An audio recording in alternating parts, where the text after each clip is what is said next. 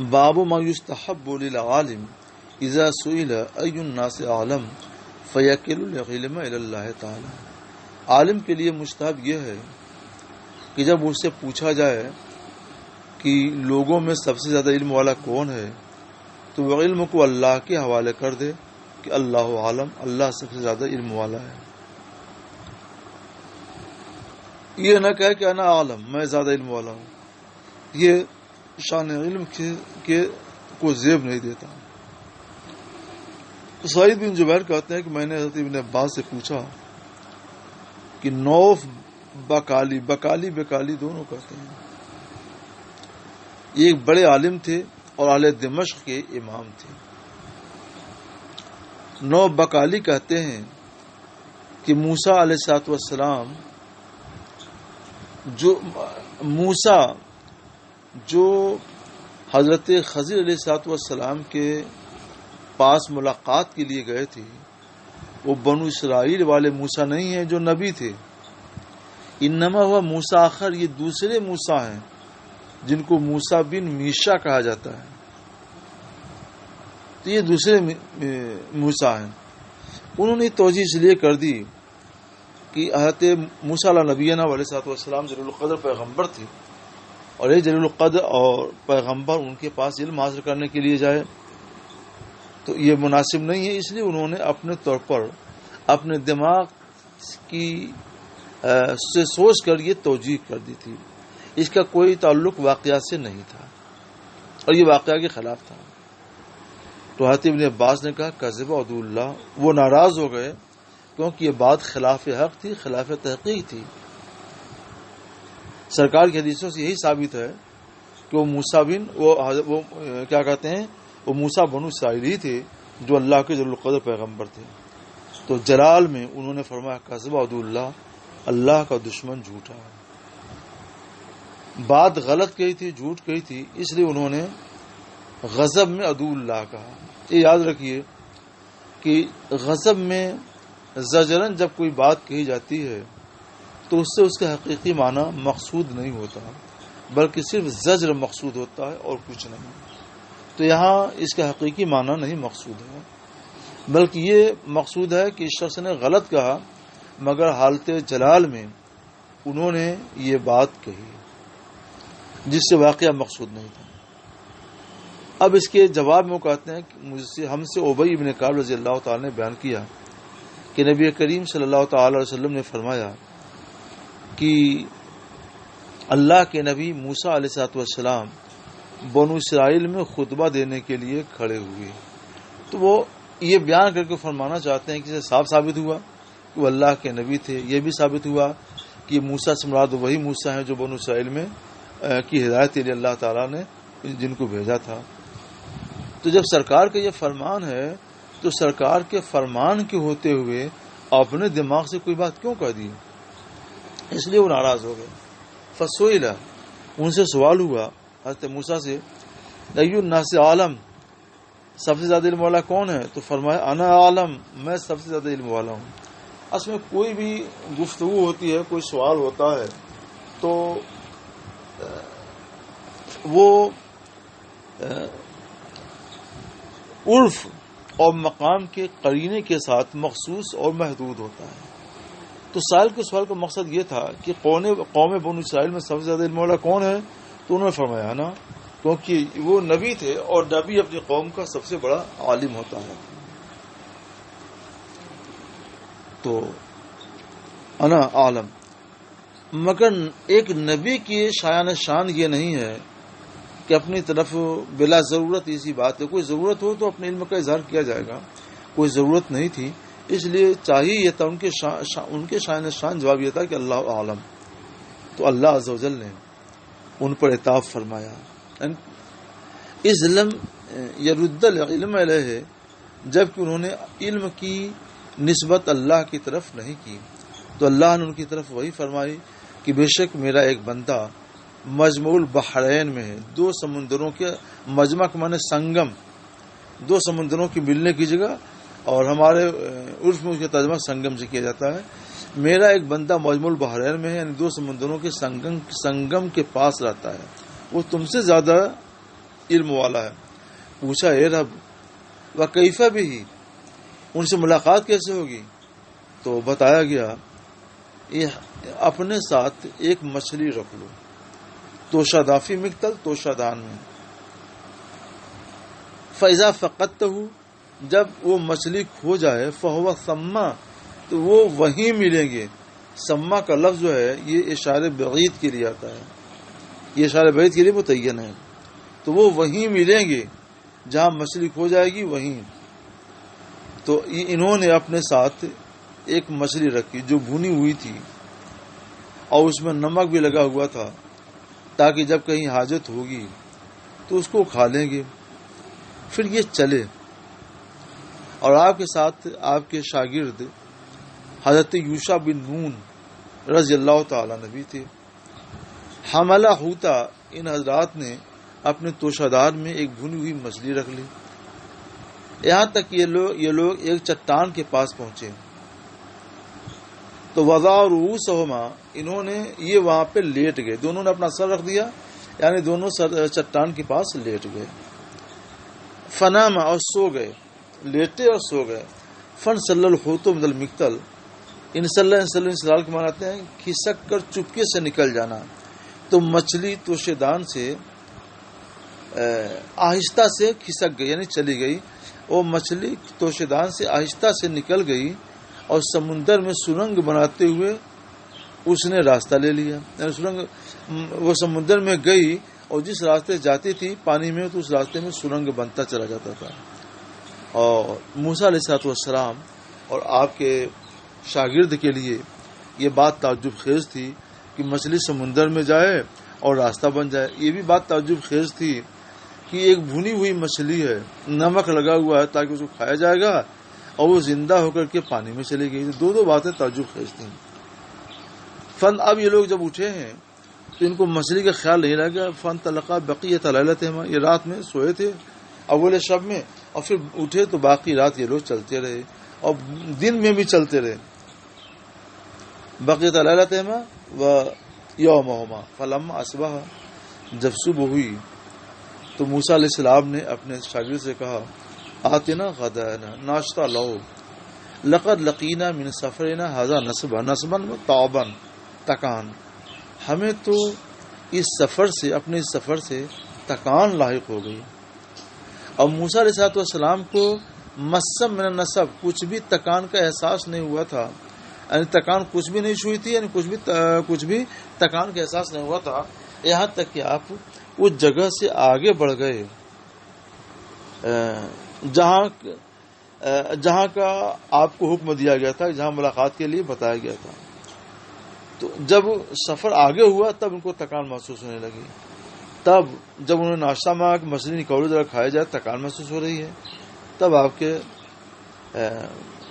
تلمیذ نے، شاگرد نے عرض کی حضور اس اوینا ارائیتا، مجھے بتائیے، آپ کو معلوم ہے، ارائیتا، آپ کو معلوم ہے جب ہم لوگ چٹان کے پاس ٹھہرے تھے تو میں مچھلی کو بھول گیا. اور انہوں نے پھر پورا واقعہ بتایا. کیا کیا واقعہ ہے؟ یہ واقعہ میں پہلے آپ کو بتا چکا ہوں. تو موسیٰ علیہ السلام نے فرمایا ذالک ما کنا نبغی، ہم اسی کی تلاش میں تو تھے، ہم کو یہی بتایا گیا تھا کہ جہاں مچھلی کھو جائے گی وہیں تمہاری ملاقات ہوگی. فرتدا علی آثارہما قصصا، یہ دونوں اپنا نشان قدم دیکھتے ہوئے واپس ہو گئے.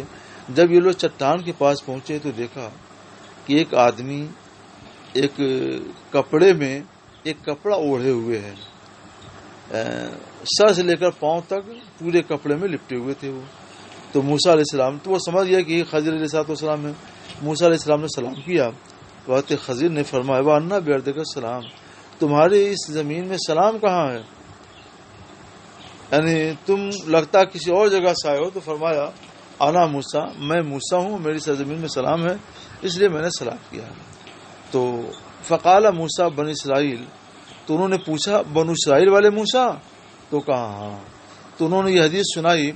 ایک تو اوپر یہ سرکار کے ارشاد گزرا کہ قام موسیٰ نبی خطیبا فی بنی اسرائیل، تو معلوم ہوا کہ موسیٰ بنو اسرائیل کے موسیٰ تھے اور یہ موسیٰ نبی تھے. اور پھر یہاں بھی حضرت خضر علیہ السلام نے پوچھا موسیٰ بن اسرائیل، تو انہوں نے کہا ہاں. تو دو طرح سے متعین ہو گیا کہ موسیٰ بن اسرائیل تھے، موسیٰ بن میشا نہیں تھی. قال هل اتبعوک، تو یہ بات اس سے پہلے گزر چکی ہے. پوچھا کہ آپ کو اللہ نے جو علم رشد عطا فرمایا ہے، رشد کے معنی تو ہدایت ہے جو غیر کی ضد ہے، اور یہاں مراد ہے علم سے علم لدنی. اللہ نے جو آپ کو علم لدنی عطا کیا یا علم اسرار عطا کیا ہے، علم رشد سے مراد علم لدنی علم اسرار. اللہ نے آپ کی علم رشد علم اسرار عطا کیا ہے.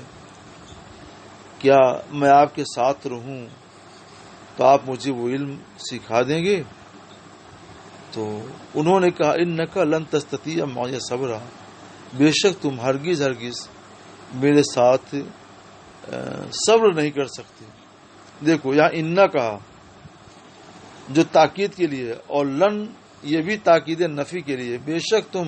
بے شک آپ ہرگز میرے ساتھ صبر نہیں کر پائیں گے، یعنی میں جو علم دکھاؤں گا تو اس پر آپ کو صبر نہیں ہو پائے گا. تو یا موسیٰ انی علی علم من علم اللہ، مجھے اللہ نے وہ علم عطا کیا ہے جو آپ کے پاس نہیں ہے، اور آپ کو اللہ نے وہ علم عطا کیا جو میرے پاس نہیں ہے. یعنی میرے پاس علم الاسرار ہے جو علم باطن ہے، اور آپ کے پاس علم ظاہر ہے. اور علم باطن علم ظاہر کے مخالف نہیں ہوتا، مگر بظاہر مخالف ہوتا ہے. تو چونکہ بظاہر مخالف ہوگا اس لیے آپ اس پر اعتراض کر دیں گے، اور ہم جانتے ہیں کہ وہ علم ظاہر کے مخالف نہیں ہے، حق ہے. اس لیے ہم اس علم کا اظہار کریں گے. تو دونوں کا ساتھ رہ نہیں پائے گا. تو حضرت موسیٰ نے فرمایا ستجدونی انشاءاللہ صابرا، آپ مجھے انشاءاللہ صابر پائیں گے، میں صبر کروں گا. ولا عاصی لک امرا، اور میں آپ کی نافرمانی نہیں کروں گا، میں خاموش رہوں گا، آپ کے علم کو سنتا دیکھتا مشاہدہ کرتا رہوں گا. اب دونوں چلے، اب دونوں سمندر کے ساحل پر چلے. اس پار سے اس پار جانا تھا، کشتی نہیں تھی. اتنے میں ایک کشتی دونوں کے پاس سے گزری تو ان حضرات نے ان سے گفتگو کی. یہ تین لوگ ہو گئے تھے نا، حضرت خضر، موسیٰ علیہ السلام اور ان کے تلمیذ حضرت یوشع بن نون. ان حضرات نے کشتی والوں سے گفتگو کی کہ ان کو سوار کر لیں اور اس پار سے اس پار پہنچا دیں. تو اور ان لوگوں نے بات کی تھی کہ جو بھی مزدوری ہو کرایہ لے لو، ان کو پہنچا دو.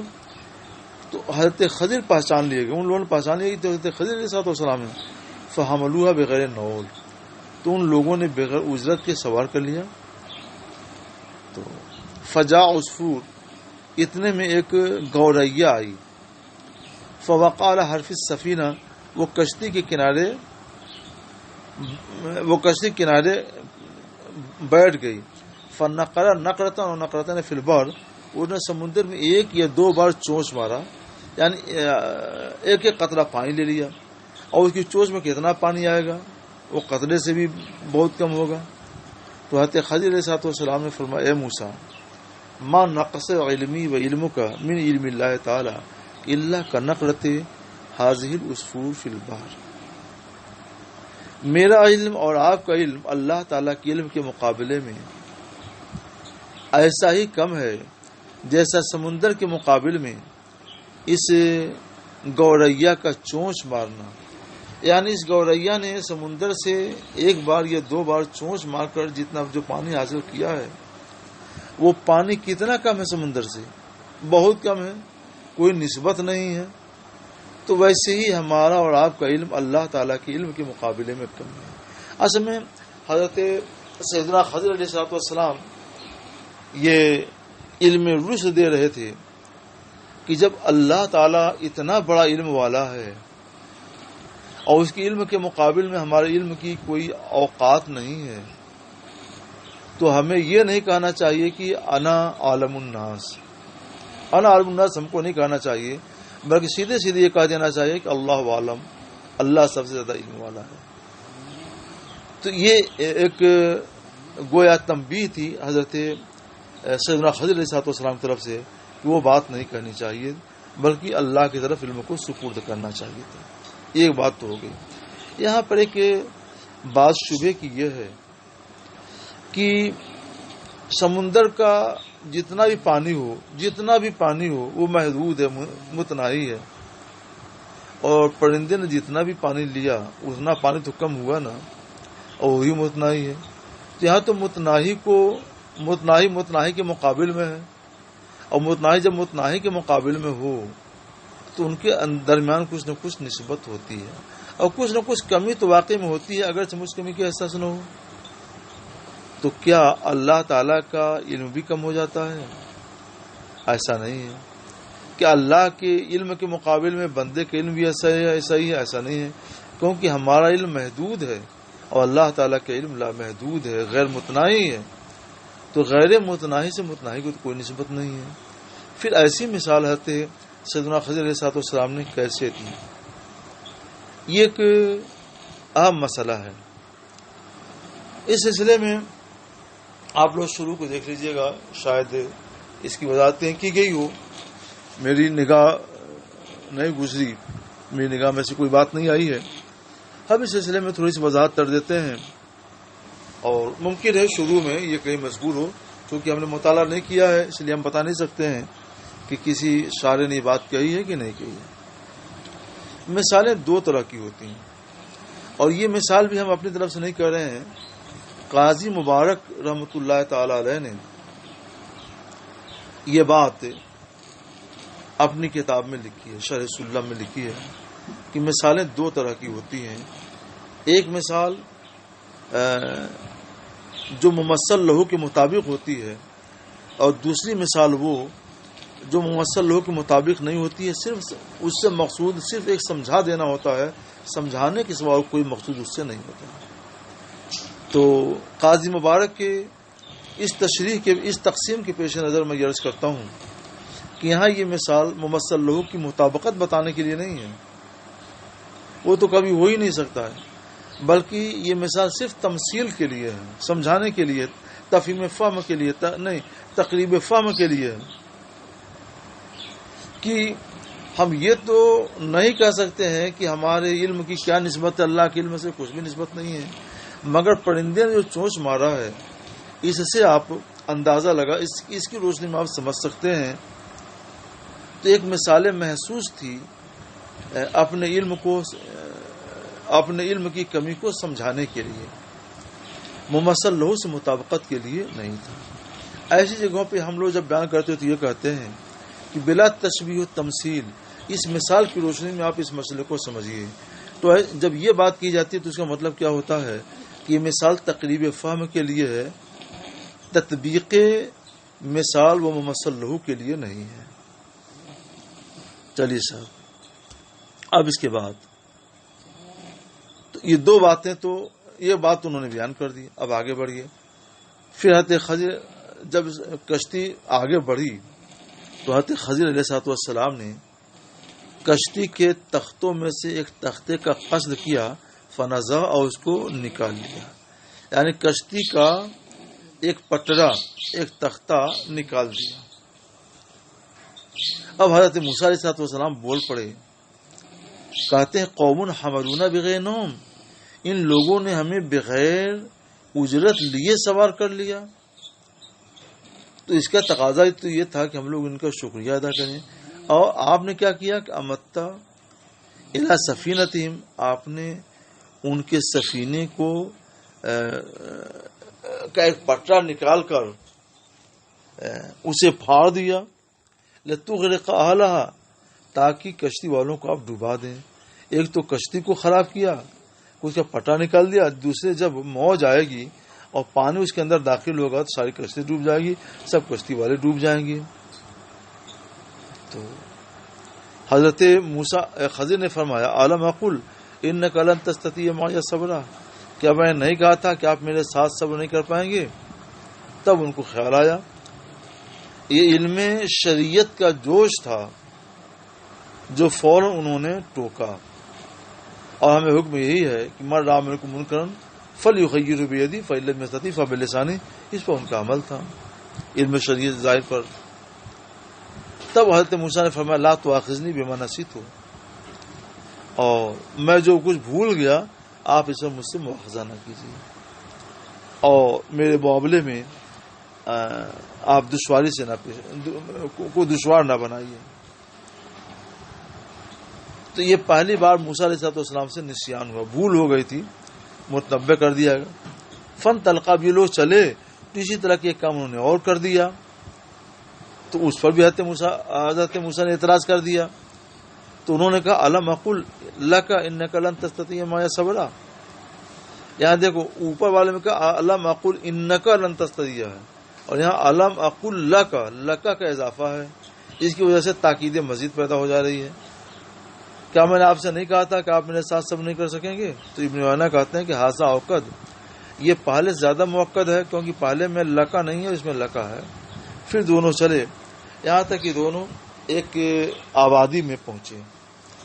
استطعم اہلہا، استطعام کے معنی آتے ہیں کھانا کھلانے کا مطالبہ کرنا. بھوکے تھے تو استطعم، دونوں نے آبادی والوں سے کہا کہ کھانا کھلا دو.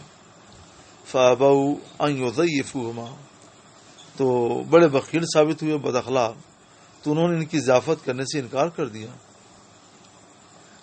آبادی سے گزر رہے تھے تو حضرت خضر نے دیکھا فوجدہ فیہا جدارا، ایک دیوار دیکھی، یرید ان ينقض، جو ڈھانا چاہ رہی تھی، بالکل لگتا تھا ڈھا جائے گی. تو حضرت خضر علیہ السلام نے بیدہی، اپنے ہاتھ سے سہارا دیا. قالا جو ہے یہ صرف کہنے کے معنی میں آپ نہیں آتا بلکہ افعال عامہ سے یہ بھی ہے. حضرت خضر نے اپنے ہاتھ سے سہارا دیا، فاقام، اور اس کو سیدھی کر دیا، ہاتھ سے سہارا دے کر کے دیوار سیدھی کر دیا تاکہ دیوار گرنے نہ پائے. فقال له موسیٰ، تو تیسری مرتبہ موسیٰ علیہ السلام بول پڑے لو شئت لاتخذت علی اجرا، آپ چاہتے تو ان سے مزدوری لے لیتے اس کی.